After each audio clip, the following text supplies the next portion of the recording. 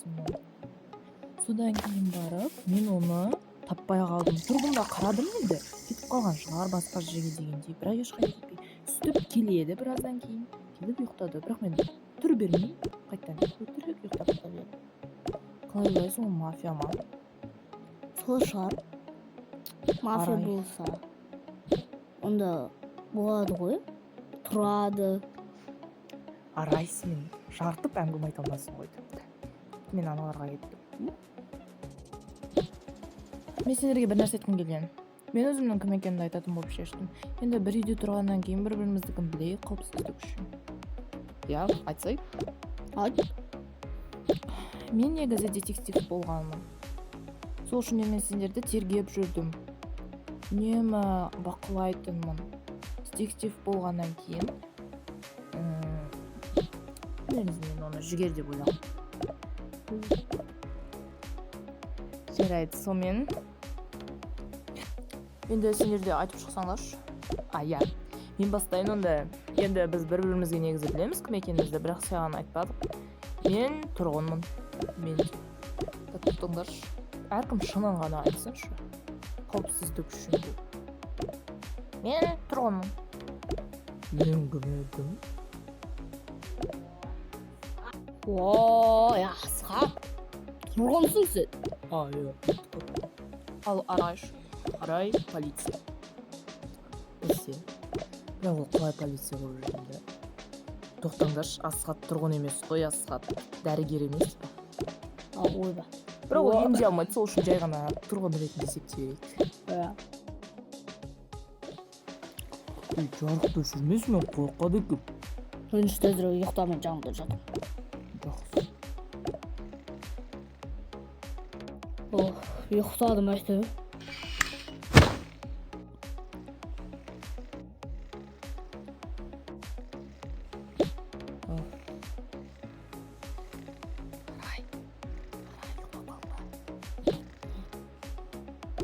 Слушай,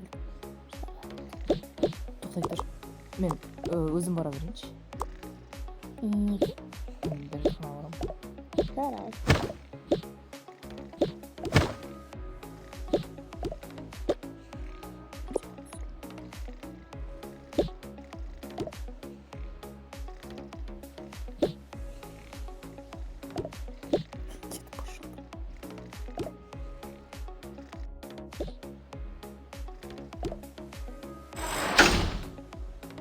Кетіп бара жатыр.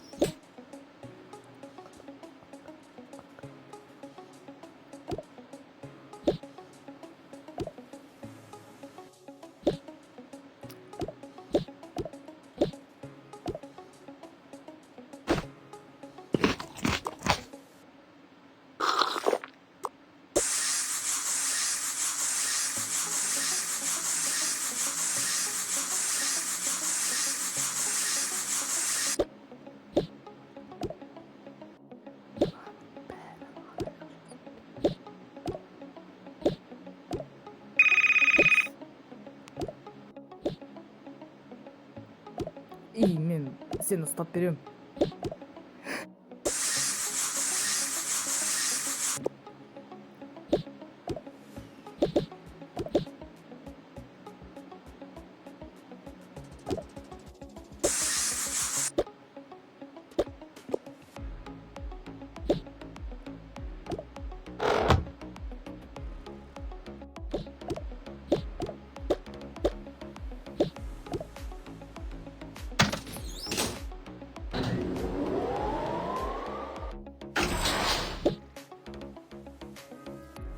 Ай, қандай керемет таң.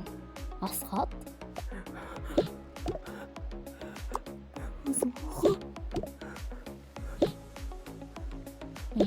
Бері оны жүкелейінші. 6-шы түн. Жеңілгендер Айнұр, Жұлдыз. 2 адам ба? Бірақ мен ешкімді таңдаған жоқпын. Мафия бір адамға да ғана таңдай алмайды емес пе? Тағы бір ереже бар. Ереже бұзылғанда, онда ереже бұзған адам шығады. Сонда Айнұр мен Жұлдыздың біреуі ереже бұзған бар. Демек солай. Енді не істейміз? Ал Айнұр жоқ. Кім жоспар айтады енді? Білмеймін. Іздеп көрейік. Айнұр мен Жұлдыз жоқ па? Я жоғалып кетті.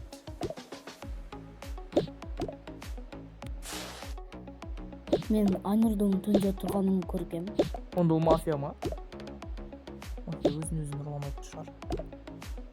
Жарайды, жүріңдерші, тамақ ішіп отырып талқылайық. Жарайды. Не істейміз енді? Адам мүлде азайып қалдық қой. Енді не болады? Білмеймін. Енді бізге жоспарды кім құрады? Айнұрды керемет жоспар құрып жүргенде. Иә? Сонда да ол үлкені болатын, бізге қарайтын. Онда бізде Арай үлкені болып қалады. Жарайды. Ол адамдар бәрі қайда алып кетіп жатыр өз? Мүмкін бүкіл этажды қарап көреміз. Онда мен қарап көргенмін, бірақ ештеңе таппадым. Айтпақшы подвал есік жабық. Кіре алмаймын. Ол подвал онсыз да ашылмайды емес пе? Бұрында жауып тастаған, ашылмайды. Сонда шығару? Иә. Кілт керек қой. Кілті бастықта. Білмеймін, кілтін де қайда екенін ешкім білмейді. Іздеп көрейік. Қалай бүкіл үйден сесіне. Болды, қойыңдаршы. Былай, онда қазір кешке жаққан Арай, сен біреуді таңдайсың. Кімді? Сен біздің арамыздан ғана емес, басқалардан да тыңдауыңа болады. Көшелерден, тағы да басқа этаждағы адамдардан. Жарайды. Солай ғана біз мафияны табамыз. Әйтпесе мына көпке созылып кетеді. Жақсы онда. Енді демалып телефон көруге болатын шығар. Маған неге сонша хабарландыру келіп тастаған? Мынау қай жер өзі? Аналарға барып айтып келейінші. Қараңдар, маған Айнұр жіберген кеше түнде видео. Көріңдерші. Қай жер мынау? Білмеймін. Мені ескі жерге апарып тастаған ба? Қараңдар, мафияның үстінде қара киім бар, костюм. Хэллоуинге ұқсайды. Иә. Қалай ойлайсыңдар? Маған бір ой келді бар ғой. Біз мафияны табудың жолы сияқты. Қалай? Былай, біз былай жасаймыз. Әркім әр этажға барады да киімдер іздейді. Костюм болу керек. Тура осы видеодағыдай костюмді іздейсіңдер. Онда мен жоғарғы этаждарда аламын. Жақсы. Әркім үйіне кіріп шығыңдар, ұқтыңдар ма? Осы үйді алуға бола ма? Я, өзіміздің үйден Арай сен іздей бер. Біз басқа этаждардан іздейміз. Тауып алсаңдар, бірінші этаждан іздеймін. тауып алсаңдар айтыңдар. Асқат, сен осында қалшы не қыса? Мен барып келейін. Жарайды. Кезіңдер. Жарайды.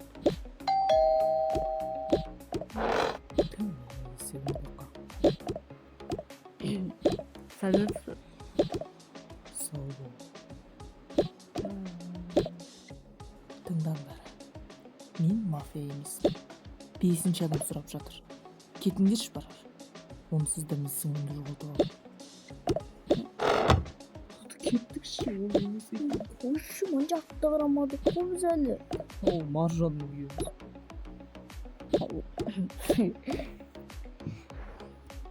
Сонда да қарап кіре салайық, бүкіл үйді қарап шықпаймыз ба?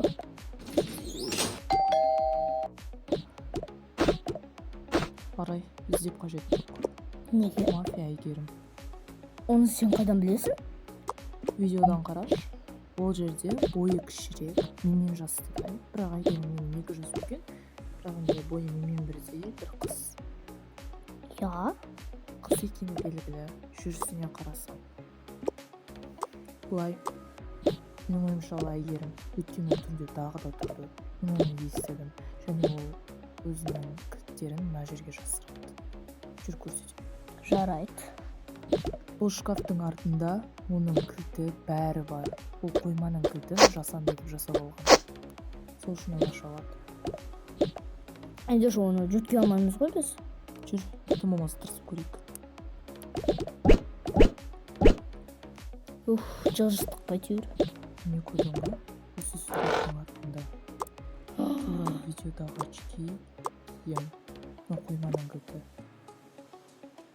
Қарасаң, бұл жерде подвалды көрсеткен. Мен алдыңғы жолы подвалға барған, бірақ ашық болмағаннан кейін кірген жоқ. Біз маралмен одан бұрын да іздеп көрдік. Тоқта, ешкімге айтпа. Неге? Әйгерім біліп қояды. Менде бір жоспар бар. Бірақ жүрші, онда ретханаға барып айтайық. Әйтпесе әйгерім бір нәрсе тақ қоюы мүмкін. Жарайды. Мынандай жоспар бар. Түнде сен далаға шығасың. Содан кейін барып сыртқа, үйдің сыртына шығасың. Жарайды. Сонда ережені бұзасың. Ал ол барады да, ережені бұзғандарды бірден ұстап алады. Марал да солай жасаған. Сосын ол жеңілді. Бірақ біздің жоспарымыз іске аспай қалды. Біз оны ұстаймыз ба деп ойлағанбыз. Мамамызға айтқан жоқпыз. Былай, сен астында жүресің, және сол жерде жүрген уақытта саған әйгерім барады. Мен сол уақытта, тура сол уақытта полиция шақырам. Ұқтың ба? Жарайды. Жоқ, егерде алдын ала шақырсам, әйгерім ұсталмай қалады, қашып кетеді. Не істейтініңді білесің, ұсталып қалма. Жақсы.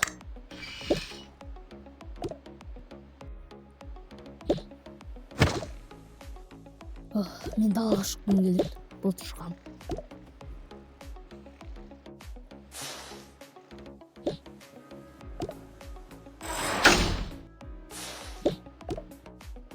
Алло? Қорқып тұрмын. Қазір келіп қалсашы. Келдім Арай. Мен әйгерім болғанмын, сенің өз сіңілің.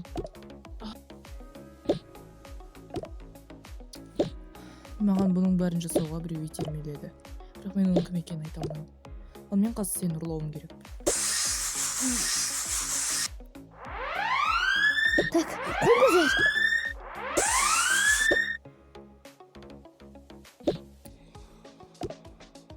Таптым. Бәрі аман екен. Жақсы, жүр кеттік. Мама ояндың ба? Мен кетті, мен ұйықтап қалдым ба? Я, мама, қатты ұйықтап қалдым. Мен қатты қорықтым бар ғой ше. Қалайсың Айнұр? Ояндың ба? Не үшін больницадамыз? Талып қалдық. Бәрінді ұстадыңдар ма сонда?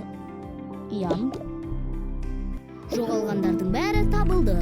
Қазір ауруханада ем алып жатыр. Ал қылмыскер 16 жасар қыз болған. Ол бәрін ойын ойнауға итермелеген болып шықты. Психикалық ауытқуларға байланысты жындыханаға жіберілді.